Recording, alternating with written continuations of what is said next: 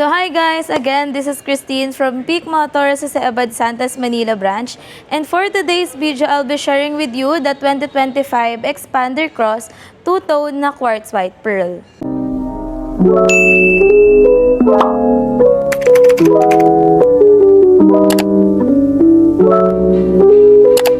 As you can see guys, we have here the 2025 Expander GLS variant, which is yung ating mid variant. And this one naman is ating top of the line, which is the 2025 Expander Cross two-tone na quartz white pearl. Pero ngayong araw na to guys, magpo-focus muna tayo sa ating top of the line Expander Cross automatic na 1.5 gasoline engine.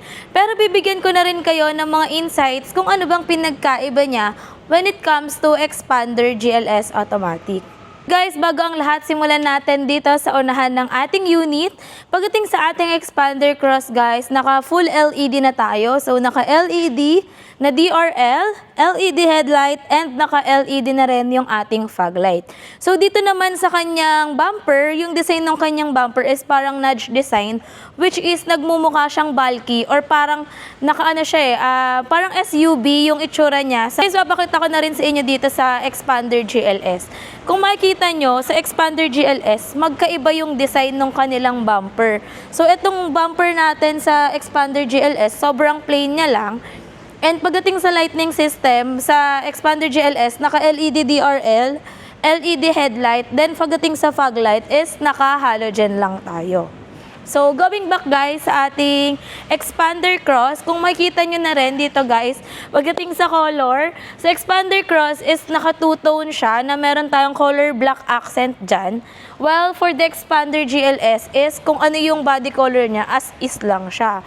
Tapos, yung roof ng ating Expander Cross na rin guys is naka color black and meron siyang roof rail, while for the Expander GLS is plain lang siya na quartz white pearl. So, dito sa side, meron din tayong fender design. Ayan. So, ito yung fender ng ating Expander Cross.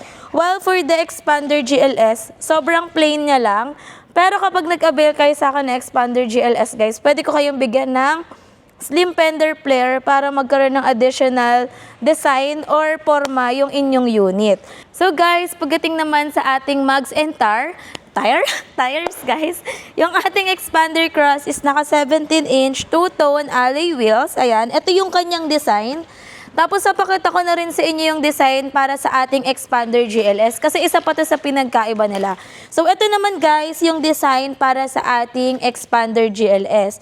But when it comes to size guys, parehas lang naman sila na 17-inch. So, tignan naman natin guys yung engine kung meron bang pinagkaiba yung ating Expander GLS and Expander Cross. Pagdating sa engine ng ating all Expander variants, same lang sila na equipped ng 1.5 liter gasoline engine with Maybach technology. So, wala silang pinagkaiba guys.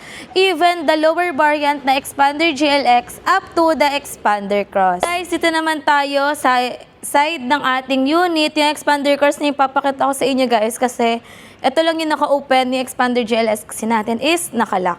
So yung Expander Cross natin guys, naka-chrome yung ating side mirror with integrated turn signal light. Then pagdating naman sa kanyang door handles, naka-chrome din with keyless operating system, which is available only for the GLS and the Expander Cross variant. So, pasok tayo guys sa loob ng ating unit. Expander Cross natin, equipped na rin siya ng power windows with central door lock. Then, meron pa siyang mga carbon design dyan sa ating driver side. So, pasok naman tayo dito sa ating unit. Wait lang guys, maliit lang kasi ako. So, ayan. So, yung Expander Cross natin, equipped siya ng 4-spoke na leather wrap steering wheel. May mga buttons tayo dito para sa ating meter cluster. Then, this one naman is para sa ating audio remote control.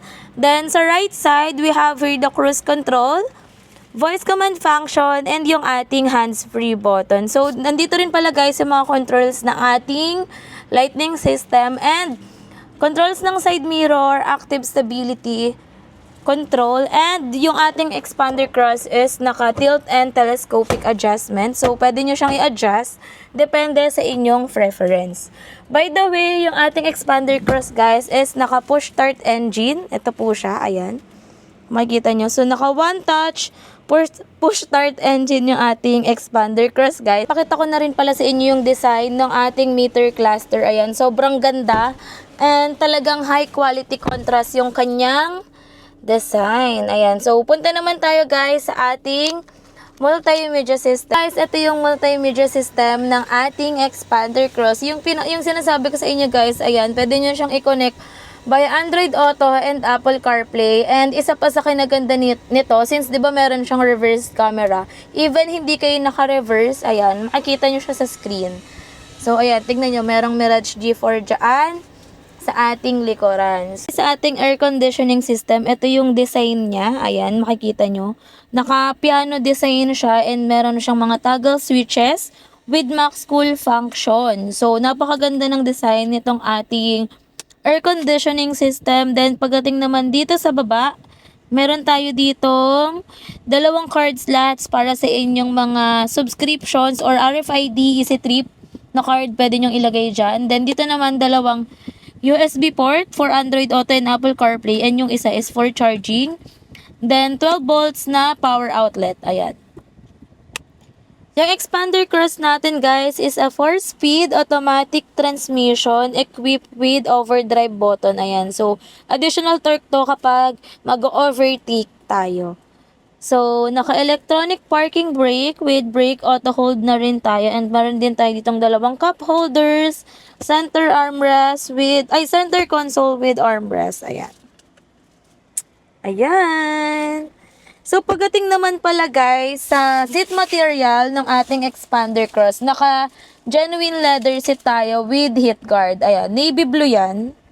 Kung makikita nyo, napakaganda. Sa expander GLS, naka-high quality fabric lang siya. So, para pala guys, nagulat si Joey sa likod, nagulat ako.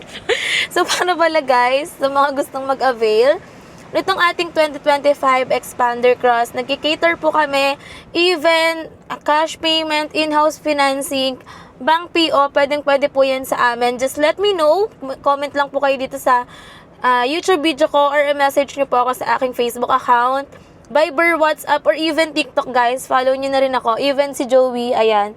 Message nyo na rin siya. Tapos, yun, para mabigyan namin kayo ng formal quotation or actual offer namin when it comes to in-house financing. So, tara guys, punta naman tayo sa second row.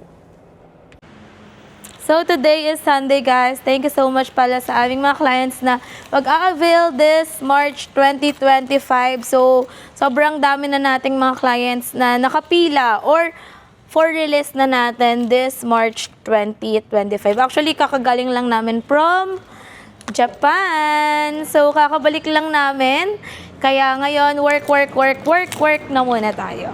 Going back dito sa second row, na fold and tumble siya. So, 60-40 siya. Ayan.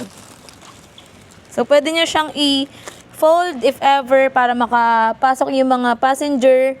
Sa third row, sumisilip pa si Joey. Ayan. So, ganyan yung itsura ng ating third row kapag naka-fold yung, ayan, nasa kabilang side. Then, ganito naman kapag naka-unfold. Then, yung third row natin is 50-50 yung kanyang folding. So, try ko nga guys, papasukan si Joey sa loob para makita nyo yung kanyang, what do you call that? Kung paano pumasok sa loob. Kung paano pumasok sa loob and para makita nyo na rin yung space niya sa third row. Anong height mo? 5'6". 5'6". Oh, okay, go. Mataba. Okay. Pasok siya sa loob guys para makita nyo na rin yung legroom. Yun, yung tamang term. Sorry. Legroom. Ayan. So, bababa ko ha. Sige. So, wait lang guys. Ayan, kapag nakasagad. Sagad na rin yung kanyang tuhod. Pero try ko muna i-adjust. Adjust mo. Adjust ko. Tulak mo, babe. Kasi isang kamay lang nagana. Ha? Hindi ko matulak eh. Yan. So, kapag naman naka-adjust yung second row natin, nakasagad na to. Kapag naka-adjust naman yung second row natin, yes guys, na-adjust yung second row seats. Ito yung kanyang legroom. Ayan, maluwag. So, kung payat-payat naman yung nasa second row, yan, napakaluwag pa ng magiging legroom nung nasa third row. Ayan. Pero syempre kapag payat, for sure sa third row siya pinapaupo kasi based on my experience. Ayan guys. So, ngayon, ifa-fold naman natin yung second row para makita nyo naman kung paano siya bababa. Wait lang, adjust ko lang. Ayan. Yan. Sobrang bilis niya lang makababa, guys, knowing na yung height niya is 5'6", and mataba pa siya. Saka madali lang bumaba dito kasi yung bukas ng pintuan niya, sobrang laki. Ayan. Sobrang lapad. Ayan. Unlike po sa other MPV, ganyan lang po yung bukas. Ewan ko guys, so naririnig niyo, wala siyang mic eh. So ayan guys, this is the 2025 Expander Cross with 45 liters pala siya, yung fuel tank capacity niya. Then, sige, open natin yung third row para lang mapakita natin. Yung third row natin, guys, ayan, na fold and tumble yung mga seats natin. So, if ever na marami kayong bit-bit, pwede nyo siyang i-fold. Ayan. So, naka-full flat yan, 50-50 yung folding niya. And ito, kung makikita nyo, ito yung mga tools na kasama ng inyong unit, which is, dito nyo siya makikita or located. Then, dito, additional storage. Ayan. So, if ever may mga dala kayong basang gamit or what, pwede nyo dyang ilagay. Then, ito naman yung access ng ating spare tire. So, kung ano yung mags natin, guys, same yon sa ating spare tire. So guys, again, pag-usapan naman natin kung magkano ba ang presyo nitong ating 2025 Mitsubishi Expander Cross. So guys, pag-usapan naman natin kung magkano ba itong ating 2025 Expander Cross. So yung ating Expander Cross guys, it retails for 1,346,000 if ang i-avail yung color is graphite gray metallic and green bronze metallic. So for Sunrise Orange naman, it retails for 1,356,000, sorry. Additional 10,000 for Sunrise Orange. Then, kung Quartz White Pearl naman na two-tone, which is yung pinresent natin today, ang magiging SRP niya naman is 1,371,000. So, sa in-house financing, guys, as low as 50,000 all-in down payment naman, guys, pwede nyo nang ma-avail itong ating 2025 Mitsubishi Expander Cross. Plus, meron pa kayong pay after 70 days promo. So, yes guys, kung 5 years yung i-avail nyo, 59 months na lang po yung babayaran nyo. So, may allowance pa kayo para makapagpondo para sa susunod na monthly amortization nyo. So, singit ko na rin guys, itong ating 2025 Expander GLS.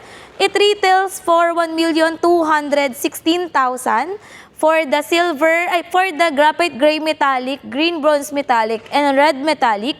And for the quartz white pearl naman, it retails for 1,231,000 pesos. And for as low as 39,000 all-in down payment, pwede nyo na siyang makuha as long as na-aprobahan kayo sa BDO, BPI, RCBC, and Security Bank. So pagdating naman sa mga exclusive freebies guys, sobrang flexible natin. Just let me know kung ano ba yung gusto nyong makuha or kung gusto niyo ba na exclusive freebies, low down payment, low monthly, sabihan nyo lang ako para makapaggawa ako ng special quotation just for you. So again guys, this is Christine Salazar, your sales executive here at Mitsubishi Abad Santos, Manila. Kung gusto niyo mag-avail ng ating 2025 Expander Cross and 2025 Expander GLS, just message me sa aking Facebook account, Christine Salazar Olimba, para mabigyan ko kayo ng competitive na offer, mababang down payment, mababang monthly, at madaming freebies. So again guys, Christine Salazar, your sales executive here in Mitsubishi Abad Santos, Manila. Thank you so much for watching. See you on my next video. Bye!